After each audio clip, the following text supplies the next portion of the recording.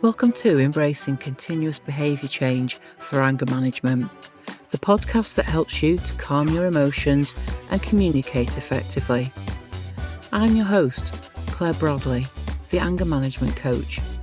In this podcast, I'll bring you expert interviews, inspiring stories, and practical advice on calming your emotions and living a more peaceful and fulfilling life. So sit back, relax, and get ready to master your emotions.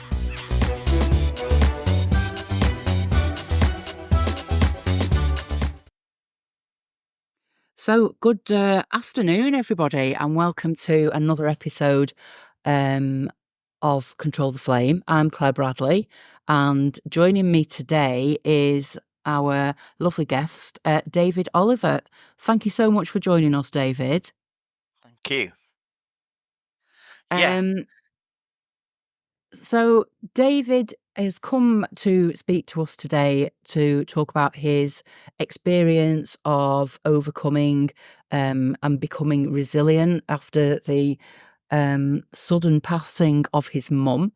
So David, will you just give us a little bit of an introduction about you? Who is David Oliver? David Oliver is a kind, compassionate person that has found his place in the world, and through experiencing various positive situations in the last 22 years since my mum passed away, I have discovered ways that I can be satisfied in myself and also feel that I am part of the world as well. I first had a experience when I went to a shop that was called Still Waters that offered Reiki. Reiki is Okay. it's an energy healing practice that originated in Japan and was brought over to the West a few years ago, and it's been growing in popularity since. And it was a experience that I didn't know I was going to have, but I very much enjoyed. I came across the shop and went in. There was a person practicing Reiki, and the shopkeeper asked if I wanted to try it. So I took the opportunity, and I just went into the room. I didn't know anything about what was going to happen to me, but I trusted the person who was offering it. So I lay down and closed my eyes, and the whole process took about half an hour. And then when I left the shop, I just felt remarkably better than I had when I went in. I felt Okay. physically lighter, more grounded, more present, and the weight of all of the sadness and the associated feelings that come with my mum passing away had dissipated to the point where I almost couldn't believe how well I felt in that situation. So let's stop that there and let's rewind to the however many years before it when, and you had explained to me to me pressing record that things happened that were out of your control, that had a huge impact on your self esteem, and you had gone out one evening. And tell me what happened kind of when you got home from that evening out. What happened then? Well, I went to sleep feeling quite happy because in my mind, I was 18. I'd got a job at a bar, which I had associations with anyway through going there and through having friends there. And then I woke up the morning after, I think it was about 7 o'clock, by being alerted by my father and my brother that we had to give the news of my mum's passing to my grandmother. That my father wanted to go and tell her face to face because we knew that normally. And that was the first you knew that your mum had passed? Yeah, that was the first time I hadn't even had a chance to properly wake up. All I remember from being woken up and told what we had to do, I then remember going. It was a completely contrasting day. The morning was wet and grey and cold, and I'd remember Yeah. blankly staring through the raindrops on the car window as we were travelling over to my grand's house, Yeah. and not thinking or feeling anything, and it was such an alien sensation. And I don't think that unless you experience someone passing away and the emotions that you go through, feel it's almost impossible to explain just how it feels like you've completely scraped the barrel. You just feel so unreal and so um And I dis- guess it was a huge shock to be woken up, as you said earlier. It was almost like you'd been out, you'd had beer, you felt almost like you were still under the influence of that. So you've got that feeling in itself, Mm, and then the feeling of being told your mum's not here anymore. To we now have to go and tell your grandma. That's a lot it was a lot to in a short. juggle. Yeah, and well, I think Absolutely. the shock of it kind of nullified anything else, I think. And Yeah. I didn't really feel I knew I was, presently there, but mentally, I felt that, like, my consciousness had been kind of drop kicked into outer space, to be honest. I just felt so far away because it was such a sudden change in my life and in the situation I was in, Yeah. that I didn't know how to do anything about it or how to feel about it. And there was that feeling of absolute helplessness, I think, because Yeah, I can imagine. in that time, the person that I would have wanted to get comfort from would have been my mother. And obviously, Yeah, I couldn't. I mean, me and my dad got on, but weren't really close. But my dad and my brother were both in the same situation as I was, so it didn't really feel like there was anyone who wasn't involved that we could get some comfort that we all needed from. but yeah, Yeah, we were all yeah, together in that situation, but we were all very much alone because my father had divorced my mother not long after I was born. So they still had a friendship, but that mhm, relationship was kind of gone in their personal sense. yeah, My brother's about 3 years older than me. I mean, I was 18, so yeah, he was early 20s. And both of us were at that stage where our mother was becoming more than just our mother. She was becoming a friend and someone we could talk to, yeah, not just as a child. And that's the one thing that I really strongly felt gutted about, is that I just kind of become realizing that I was able to have that relationship with her, and then it was suddenly cut short. So and there that's was, it. Yeah, there is that change of relationship, isn't there, when you become an adult?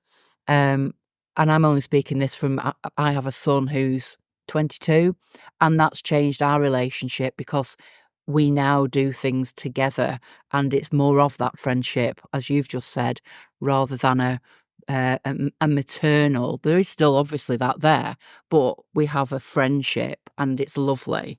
yeah. So how did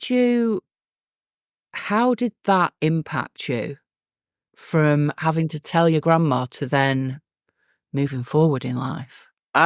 I was kind of, best way to describe it, on autopilot. I had to go to start my job, I think, a couple of days after. And basically, I felt that because I was literally in bed when I was told about the situation, Mhm. but that became my safe space, if you like. My way of dealing with life was, unless I had to be at work or had something I had to do, I was in bed sleeping. And it wasn't Mm. restful, healthy sleep, it was avoidance, basically, avoiding Yeah, the reality of life. And I got into a habit of becoming pretty much nocturnal, to be honest. I would My mind would be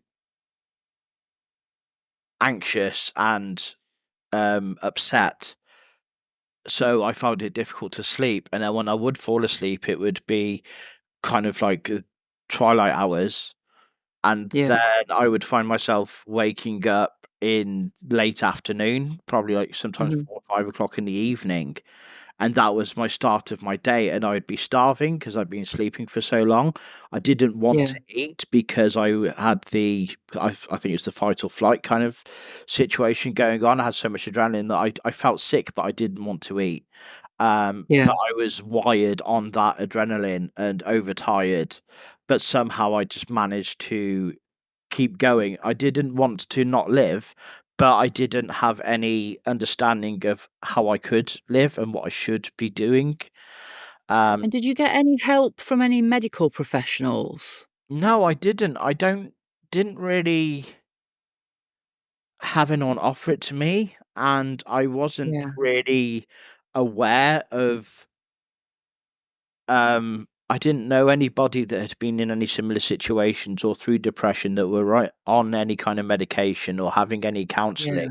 yeah, It'd never been introduced to my life, and that's one thing that I've really felt has had a lasting impact on in the way that I have had to, in a lot of ways, teach myself a lot about life since then. Because, like I said, yeah. my father, um, what hasn't always been really a very emotional person anyway.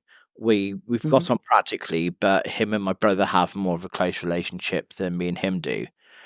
Um, and me and my mother were more similar. So again, if I'd had any advice, it would have I would have wanted it to be from her.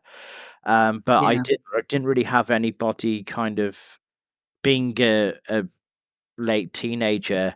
I think my dad had kind of got used to me just within reason doing what I wanted because I was at that age, and yeah, he wasn't really kind of checking up on me, and I just seemed to kind of do my own thing, and I didn't really know what steps I could have what else taken to do? therapy wise. Yeah, I just went out, like I said, I did my job and did it. But it wasn't like I was really present. I was making the drinks and taking the money and doing what a barman does and just doing it, but not really, again, not very presently. I was just Yeah, kind of floating through it because the feeling that I had this weird numbness, I can't really um explain the mentality that I had. I knew how to do things and I was getting on with it, but it's almost like I was just almost observing myself do it rather than feeling like I was. yeah. It's like So living life anonymously almost, isn't it? yeah, and it's such a bizarre, I'd say feeling, but it's not. I don't know if it really is a feeling because you feel very little. You just Yeah. are just operating somehow. Mhm. But like when came across this shop that offered the Reiki, the sensations I felt feelings again after having Yeah. experienced it, and that was. I've looked into it, and a lot of people go, you can always make up things and create stuff to placebo effect kind of thing, but it Mm. wasn't that because there was no way I could have programmed myself to have such a change in my understanding of life and the feelings that I felt. I actually felt Yeah. better than I ever had even before my mum died. I just felt so vibrant and Wow. so energized. It was a therapeutic situation because of the situation I'd been in presently at that time, but it was also just overall just made me feel happier in the world because I felt connections to not just the life immediately in where I was, but also to other things as well, and it gave me a sense of comfort, and that was the And essential thing. you described it before as though someone was skimming a pond. Yeah, I it was like I could feel a pulling of heaviness from around me. It was like the edge of my what I now would call my aura, my energetic Yeah. field. I could feel it being cleaned, and I didn't Wow. know. Like I didn't. You know what it's like. You don't really know what there's a comparative feeling until you feel different. Does that make Yeah. sense? But Yeah, it felt absolutely. abnormal, but it felt right, and it felt relieving. It felt like all Mm. the heaviness and all the anxiety and, like I said, these questions of why has this happened? How am I meant to do this? All the things that had just become noise, I guess, in my head Yeah. were just removed and left me feeling for a while quiet in my head and content in my present situation rather than looking to the past or looking to the future and wanting what I didn't have. Yeah, And and it I made think you mentioned sorry, I think you mentioned before as well about it was as though somebody put colour back into your world? yeah, because it felt like to me, um, there's a lot of in my head in that situation. I was like, it felt like there was only black and white. It's either Yeah, was like this or it wasn't like this. It was definite or it wasn't. There was no yeah, kind of in between. But experiencing the Reiki felt like so. It was like those felt pictures you used to get. I don't think they still make them with the felt outlines, and you color in the spaces. It felt like yeah. I was coloring in the spaces that were blank previously, and Wow. it made me enjoy life again. It still Yeah, needed a long way to go, but it made me feel passionate about things. It made me feel that there was a point to things, that there was more than just what I'd experienced, and I was intrigued with things again, and I was curious. It brought and back my that's so intrigue in life. powerful. It Yeah, was. It's so massive. powerful. So, and like you've explained, anyone who has kind of depressive episodes will know that when you're wandering around in that feeling of being low, and as you say, things are black and white, it either is or it isn't, you can't just walk into a shop where someone offers you something and walk out feeling amazing and completely different. It doesn't work like that. So, for you to go in and have the person practice Reiki on you, and as again you said, you don't know a feeling until you experience it. So you experience this feeling of, I'm going to say euphoria, whether it was that yeah. So we'll call it euphoria, and you've walked out, and it's like you're looking through your life through a different lens now, and that's so I, powerful. it's like I was looking through life through my own eyes again. Yeah, That was the nicest feeling, is like I felt myself not a passenger in a body that was doing things. I yeah, felt like it was me looking through my own eyes and happy as much as I could be to do that, not wanting to shy away from things, not wanting to hide and not know about anything else. yeah, It made me feel like I could have some energy to make effort more yeah. than I had before, and it was Fantastic. empowering. That I think that's the best way to put it. It empowered me to want to try and expand upon what I already knew and what I'd already experienced, and allow myself to enjoy life. Brilliant. And you Yeah, went back to that shop later, didn't you? yeah. I went in. I'd had some time to kind of settle into how I felt, and I wanted to go in and actually look in the shop, because at the first time I'd originally gone in there because I don't know anyone that's hearing this or watching it has seen amethyst crystal. It's a deep purple normally, and Yeah, you get these like obelisks where they're like a hollow piece of rock that's got the amethyst in, and they had these in the windows, and I was just intrigued with them because I'd never seen anything like it before, and that's what yeah, kind of got my attention originally. And I wanted to go in and explore the shop and look at the books and all the things they had for sale, because the first time I'd mm, gone in, literally gone up, had this conversation, walked into the therapy room, and had that experience. And I guess that's what I was mm, supposed to have at the time. But yeah, I yeah, went and had a look around the shop. I had an actual conversation with the shopkeeper, explained kind of what I've said to you about how I felt after. And she said, well, if you're interested, there's a person that actually can teach you how to do this in the city in Worcester. So I took her wow, phone number and I made that phone call, and then a couple of weeks after I'd spoke to her was the next time she had an opening to do what's called the attunement process. which is Okay. a ceremony or a ritual, if you like. You normally there was about 10 people there in total, but you need a few people to make it worthwhile, basically, because once you've been attuned to it, then you also practice it on each other to experience Okay. the energy flowing through you, because it can be used to help yourself, but it can also be used as your body's a channel for it, and you channel it into other people as well, so they have the benefit of the energy. Okay. And Right. I'm Okay. going to tell you, if it's okay, I want to tell you a short story about that attunement. Yeah, Um, absolutely. yeah, it was 2 days. The first day we kind of discussed the background of it, and there was some information about there's different places you put your hands on a person's body to put the energy into them, and then we did the actual attunement ceremony part, which involves using symbols that are drawn with the hand in the air, or intentions are set, and the energy and the thoughts are concentrated into the person, and it changes the frequency of your vibration to be Okay. attuned with the frequency of the Reiki energy, and that makes it more tangible and sensitive to yourself, and you're sensitive to it, so you can feel it, and then you can tell if it's Yeah. come through you, and there's a lot of different sensations that come with that.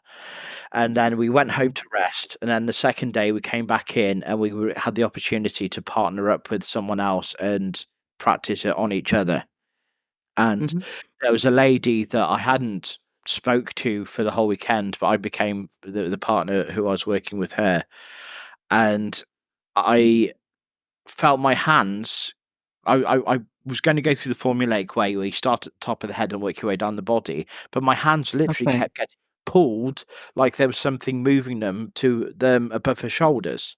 And I tried to pull Right. away, and it kept 3 times, 4 times, and I was like, "Well, this is obviously where the energy's needed." So I left my Yeah. hands there, and eventually there was so much energy being drawn out of my hands into her body that there was actual the air between my hands and her back. It was about that far from her, and I pushed down and down and down, and I got about 3 inches or so away from her body, and I Yeah. couldn't move my hands any further. The air was so thick with the energy, it was literally Wow. resisting against it. And I was it was such a bizarre experience, but I Mhm. relaxed my hand, and the force of the energy that had built up literally pushed my hand up into the air, like Wow. it retracted, and I just burst out laughing because I couldn't believe it, but I knew it was real. Yeah. And eventually, I kept my hands there, and the energy calmed down as she took what she needed from me, and Yeah. then she took her turn to practice on me, and I can't really remember a lot of that. I remember I felt calmer, but I was just more so Yeah. kind of um, intrigued with the situation I'd been in. And basically, after we spoke to each other, once we'd done the practice on each other, she explained that she was a hairdresser, and her shoulders were very tight and knotted because of how she positions her arms when she's cutting hair. So that Ah. in that situation made sense. And all Yeah. these things basically really impacted. I knew that I trusted that the Reiki was what it was, but those experiences that Yeah. had dictated to me again proved to me that that's what I was experiencing, and made me again brought more color to my life, because I realized that things like this were actually real, and Wow. made life very interesting for me. So yeah, that was Yeah. really How poignant. fantastic. Yeah. So you then did that then make you a Reiki master? No, I that don't know how that works. No, there's 3 attunement stages. The first one just makes you sensitive to the energy, and you can practice it on people, but for a voluntary situation if you want to. Okay. Um, but it just means that you are attuned to it. Then it's recommended by the teacher I had to leave about a year between each attunement to give yourself time to really kind of settle into it. And Yeah. then there's Reiki 2, which teaches you some symbols you can use to amplify energy or change the tone of it depending on what you want to use it for. Yeah. And um, then again, a year after, I did the Reiki Master Attunement, which you learn a specific symbol that enables you to send it over a distance as well, so you don't have to actually be Right. in the same room as the person, because the logic is Okay. it's like radio waves, the frequency's there, so if you can connect to it, you can send the energy of the healing over that to whoever you want to send it Okay. to. It's Wow. another interesting experience, but you just trust it. You picture that person in your mind, and for me, I can just feel that there's the connection there, and that I can send it Yeah. targeted to them, and they will then. I've got some reviews of the work I've done and the sensations people have felt. So Wow. yeah, So you could literally do that kind of online? I could send it to you right now Wow.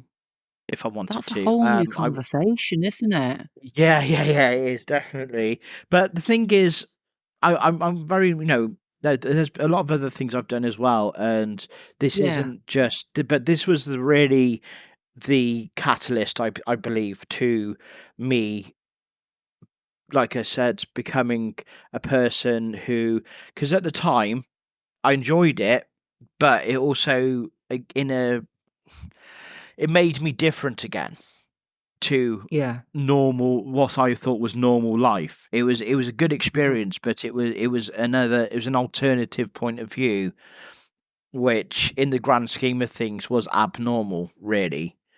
I mean, it's become more And then popular now, people know about it, but it was still very niche, I guess, at the time. yeah. And then there became another point where you saw massive change and massive growth, and that was when you, um, came across Neuro-linguistic programming, NLP. So tell us a Yeah. little bit about what happened there. Well, the year after I'd done my first attunement, I then did the second attunement to be then you can legally get insured and become a practitioner and charge money for the healing services. Yeah. And the day after, I'd arranged to see a friend of mine, and I was still amped up with this energy. And thinking about it, that year between it was um I was making efforts to go and see my friends and going out and doing things again. So that was I'm just kind of reflecting, like, I hadn't really thought about that time in between, but I've just realized, I was going out and being social again, and enjoying life, and making the most of what I did have. And I went to my Yeah. friend's house, and I just started rattling, I guess, about the Reiki attunement process and how I felt about it and all these exciting things. And he listened to me politely, but he wasn't really interested because it wasn't of any interest to him, because it was just Yeah. how he was. Yeah. And I left me with this impression that there was other ways that I could potentially work in a therapeutic manner, because I kind of realized that that was something that I was ambitious about doing and I wanted to Yeah. follow through. But not everybody was going to be willing to try Reiki or be interested in it, because it wasn't something that a lot of people knew about, and there was other ways of doing Yeah. things. And I kind of had this thought click in my mind of, oh, maybe I should look into more scientific and more established ways of providing therapy for people.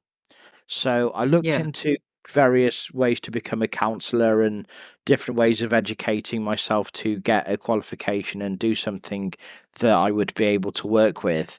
And can't remember. I think I just like Googled therapies, and I came Yeah. across a company that were advertising NLP. And again, it Mhm. was something I hadn't heard of before.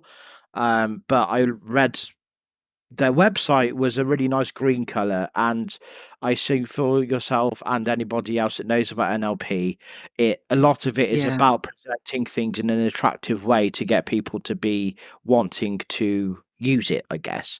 Yeah. And now I have that knowledge. Looking at the way the wording of the website was and the color scheme and everything, it was very saturated with the ethos of NLP, I guess, is the best way to Yeah. put it. And in It a way, spoke to you. yeah, it spoke to me. It was very trustworthy and it made Mhm. sense. And basically, it explained about how everybody's experiences give them an impression of what they Yeah. like or don't like. And Yeah. it explained about how it expands upon natural methods of doing things, but there are certain angles you can come from to help people with certain perspectives, with whether they're more interested in listening and their skills are in hearing things and that'll motivate them to act, or whether they're Yeah. or physical, because everybody has their kind of Yeah. skill set, I suppose. And I could speak to someone who is very hyperactive and energetic, and trying to get them to sit and listen to me might not be easy for them. But if you're Isn't gonna work. creating if Yeah. you're creating a situation that they're comfortable in, then they are more likely to allow the process to work because they Yeah. aren't there's less it's less jarring than trying to do something that they're Yeah. not comfortable with, yeah? And either way, Yeah. I was like, well, I've even before, like, I think even when I was at school, my overall demeanor has meant that people have felt they were able to approach me and open Mhm. up to me and tell me things. And doing the NLP course gave a formal structure to the kind of things I was doing anyway, but didn't really know that I was doing. I was just naturally my way. Yeah. Um, yeah, so I actually used some of the money I'd inherited from my mum's passing to pay for the course. So I saw it as an opportunity that was provided for me to do what not how I thought I was going to go about it, but another way to improve my life and to better myself and have something of a qualification. Because the reason I was kind of wanting to improve myself is when I was at college, when my mum passed away, I left college because I just didn't want to do it anymore. So the only formal Yeah. qualifications I had were GCSEs, which are okay, but not really going to get you far in life. So I was aware that I needed to Yeah. get something more, and this seemed like a Mhm. good avenue to go down. So I organized myself going on the course and booked it, paid for it, and then I think it was about it was in the spring time. So yeah, a couple of months later, when the course started, it was a place called the Cotswold Conference Centre in the Cotswolds in Okay. Gloucestershire. It was a beautiful place. It was perfect for what we needed to do, and Mm. had to kind of went more in depth about the different methods that we could use as therapeutic tools and the logic behind them and how they were practiced. And we were basically introduced to this concept, split into groups of however many we needed to practice it and experience Yeah. it, and then come back in and as a majority and explain our experiences with it and our understanding of it to show that we'd Mm. learnt it, and then it was kind of allocated as being a pass because they could see that we got it and that we were able to do it. And Yeah. one of the methods that really has an impact on me was they ask you to visualize like a video of a situation that has caused you negative sensations or feelings. Yeah. So Mhm. I naturally used the situation I've talked about with my mum as the thing that I Yeah. wanted to help. And Yeah. the logic is that when you're overwhelmed by something, your perception of it is that you are helpless, that it's out of your control and you are at its whims, Yeah. basically. And the point of this exercise was to reverse that. So the analogy I use is turning a beach ball into a tennis ball. Instead of having something Ah, that's yeah, big, to make it yeah, smaller. instead of having something that you kind of can't control and you're unsure about, to having something that you can hold in your hand and be sure that you are holding it rather than it holding you. Yeah, And controlling the it. yeah, and the method was to remove the sensory input from it. So you would turn a color Mm. video into black and white. You would turn the volume down or turn it off completely. And through that It's changing process, you extra are modalities, isn't yeah, it? you're creating this understanding that you can control the situation yourself, Yeah. and you can decide how you want to feel about it. Yeah. So I did that. I made the picture smaller. I took all the senses out of it. I felt like Mhm. I'd concentrated it into something I could hold. And as soon as that change happened, I felt it's almost like an uncorking of something inside me. I felt it in the middle of my chest, Wow. and I just started crying.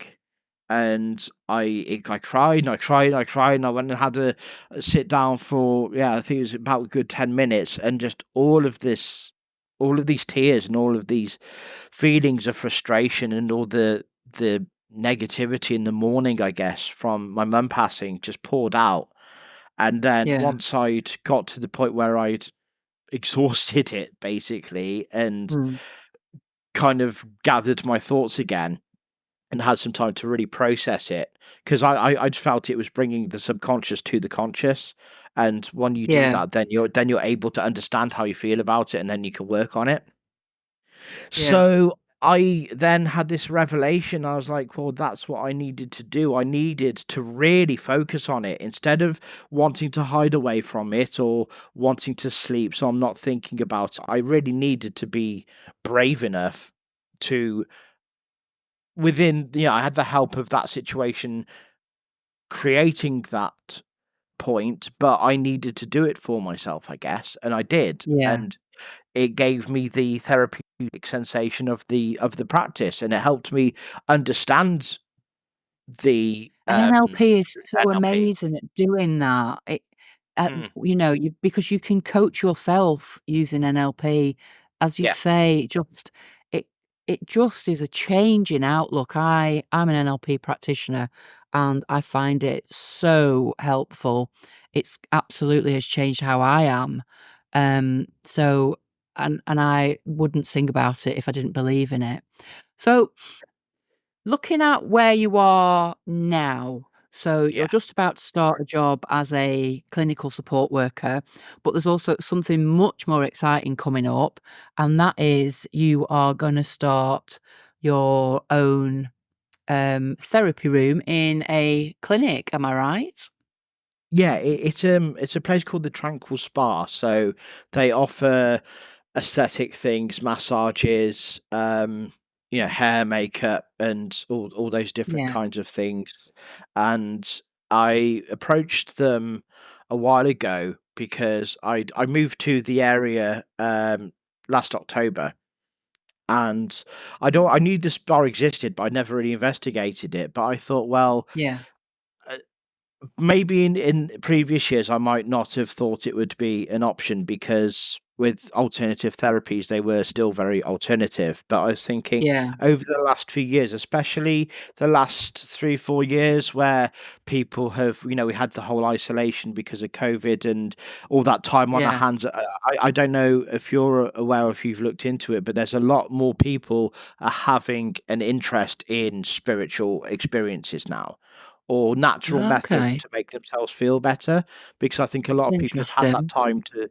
Yeah, it is, it's really interesting. There's a lot of people that Mm, are still quite confused about what they're experiencing as well, because they yeah. aren't so sure whether it is just them making it up or whether it's something else, because it can be a very, unsettling experience when you grow that understanding and that awareness of things that are beyond what you would normally sense. I th- I think COVID made us question a lot about our lives, didn't it? Yeah, So absolutely. many people have made so many changes and are not just taking what they're shown as the answer, or Yeah, they are yeah. more inquisitive. So Trust. you are going to, sorry, say that again. I said also trusting themselves more as well, rather than Yeah, looking to other absolutely. people. Brilliant. So when do you start your spa room?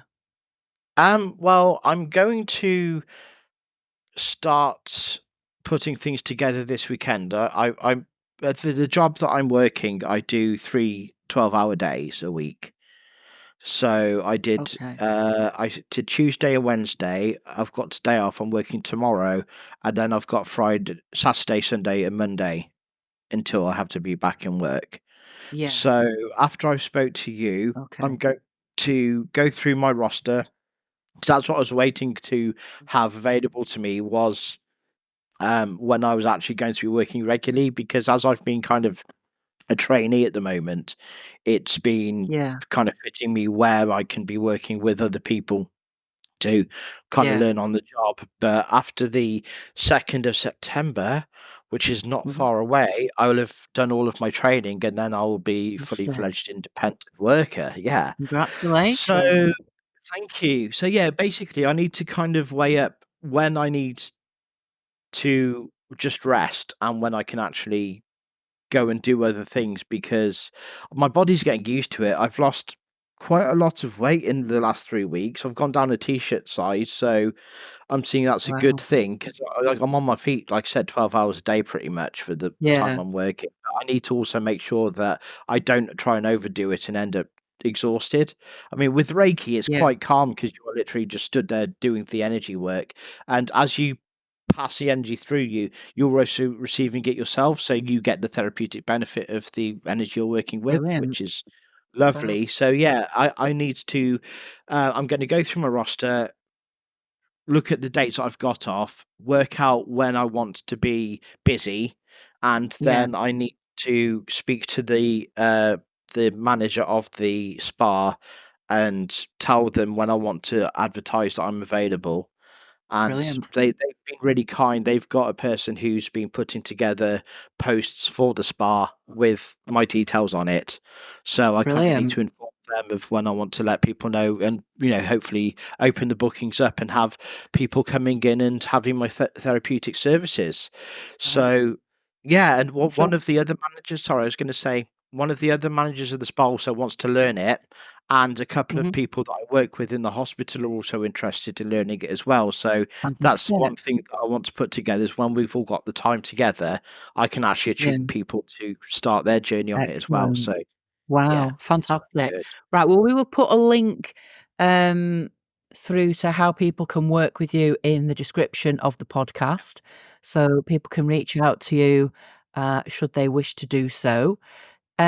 It's been an absolute pleasure having you on as a guest, David. Is there anything that you would like to leave our, listeners with? Any last thoughts Well, or the main point of me wanting to talk to you was because I was hoping that through what people have heard about my experiences, that they can gain an understanding that it can sometimes feel impossible to move on from where you are, Yeah, and it can be difficult to motivate yourself to do it.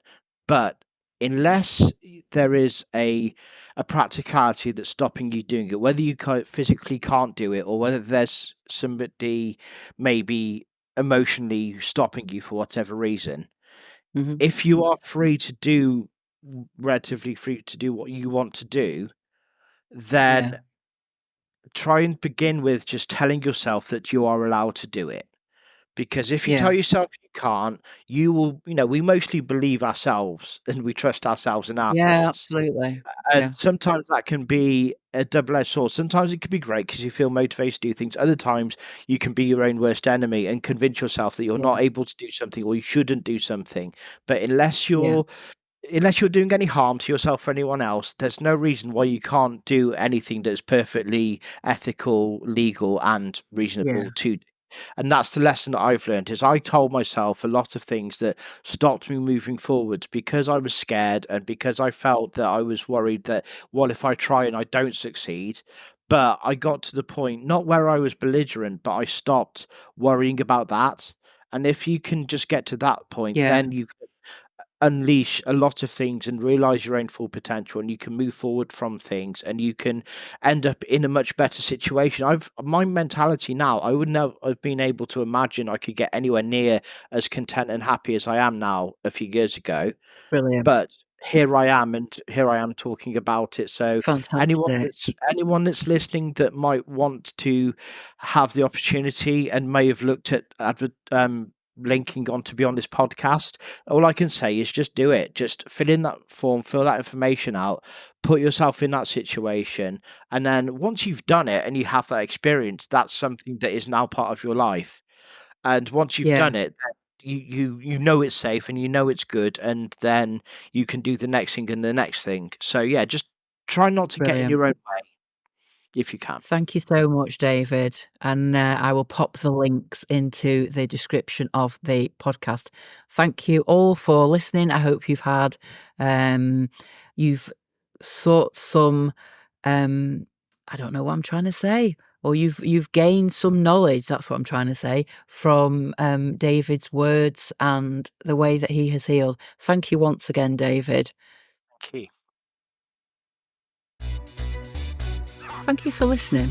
I hope you enjoyed listening to the episode and learned some tips on how to manage your emotions in a healthy way.